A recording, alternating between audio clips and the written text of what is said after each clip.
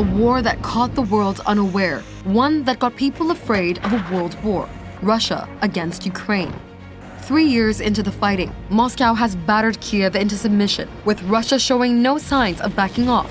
But with the new Trump administration in Washington, the war seems like it could be coming closer to an end. I think he wants to stop fighting. I see that. We spoke long and hard.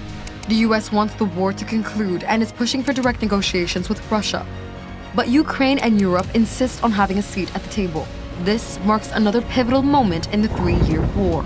Here are other key turning points that have shaped the conflict.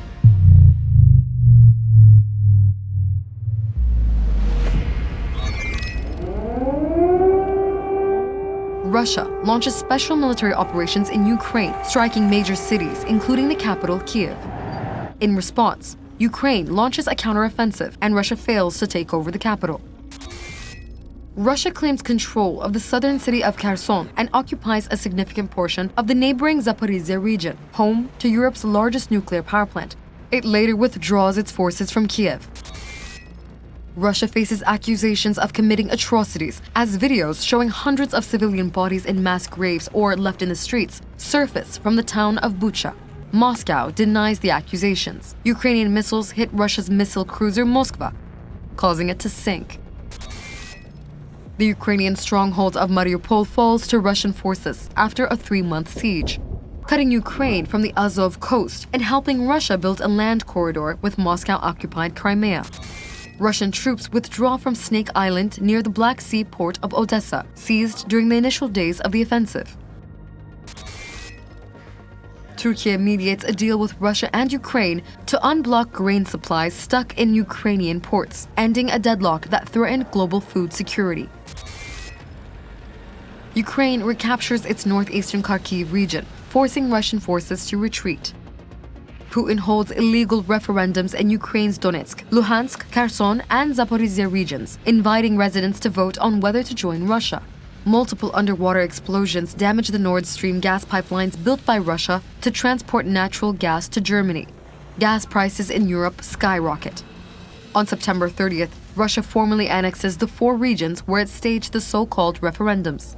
Ukraine and Russia exchange over 250 prisoners of war as a result of Turkey's mediation and diplomatic efforts. Ankara elicits praise from the international community for its role as mediator. A massive explosion damages the Kerch Strait Bridge linking Crimea with Russia. Russia withdraws from Kherson, the only regional center it captured. Ukrainian President Zelensky makes his first trip abroad since the war began to meet US President Biden and secure US Patriot air defense missile systems.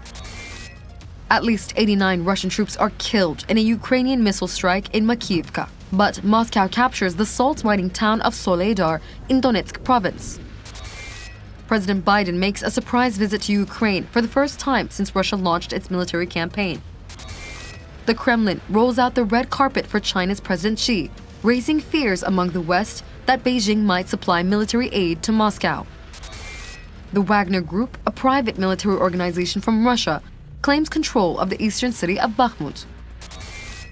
Yevgeny Prigozhin, the leader of the Wagner Group, stages an armed mutiny to overthrow Russia's military leadership. Zelensky meets Turkish President Recep Tayyip Erdogan in Istanbul for the first time since the war began.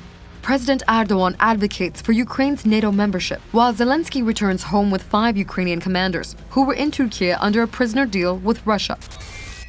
Prigozhin, the co-founder of the Wagner Group, is killed in an air crash north of Moscow. Zelensky admits that the Ukrainian counteroffensive has not achieved its desired results. Russia and Ukraine play a blame game over the crash of the Ilyushin Tu-76, a Russian plane that was carrying 65 Ukrainian POWs. Putin reiterates that Russia's defeat is impossible, calls for peace dialogue. Up until now, there has been the uproar and screaming about inflicting a strategic defeat on Russia on the battlefield. Now they are apparently coming to realize that it is difficult to achieve, if possible at all. Russia launches its largest attack on Ukrainian energy infrastructure since the 2022 invasion. 151 missiles and drones are launched, of which 92 are shot down. people around the world. The United States announces a $1 billion aid package for Ukraine, including ammunition and armored vehicles. Russia initiates a renewed offensive in Kharkiv Oblast, capturing several villages and displacing over 11,000 residents.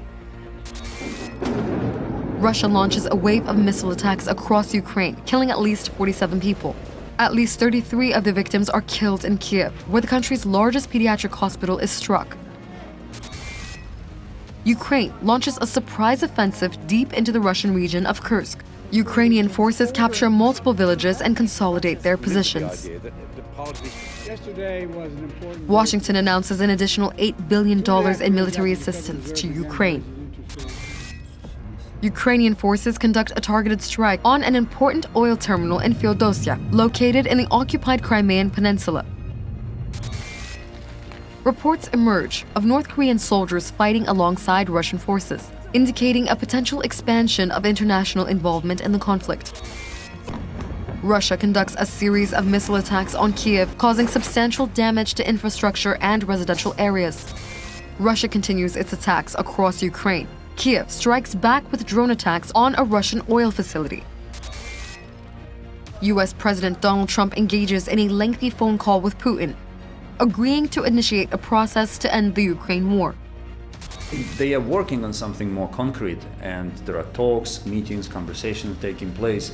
But again, all of these specific ideas and proposals will be boiled down to the capacity of President Trump to make it work.